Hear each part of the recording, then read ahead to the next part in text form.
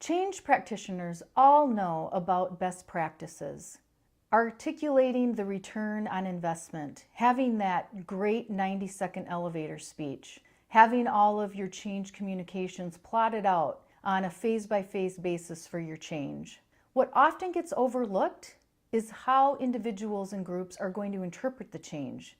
That is less about your communication planning and more about understanding the way change is going to be perceived and received by your impacted employees.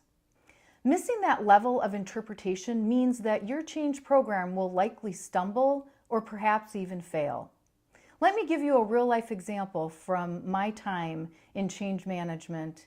One of the biggest organizational changes that we undertook in a large retailer that I worked for was to establish a talent management process, system, and a succession planning process, system, and practice. We did really well with the talent management assessment of potential and where people could move in the future. We got really good at the dialogue and good at development. Where we fell short and where we struggled for a long time was with succession planning.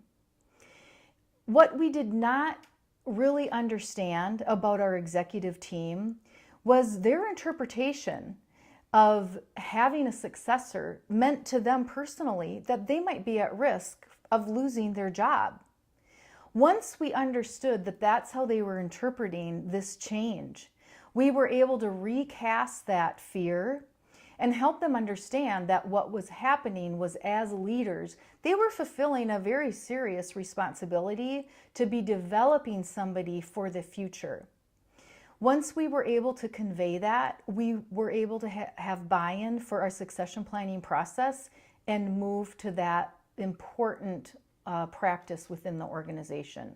So remember, interpretation is all about how the change is going to be perceived and received at the individual level.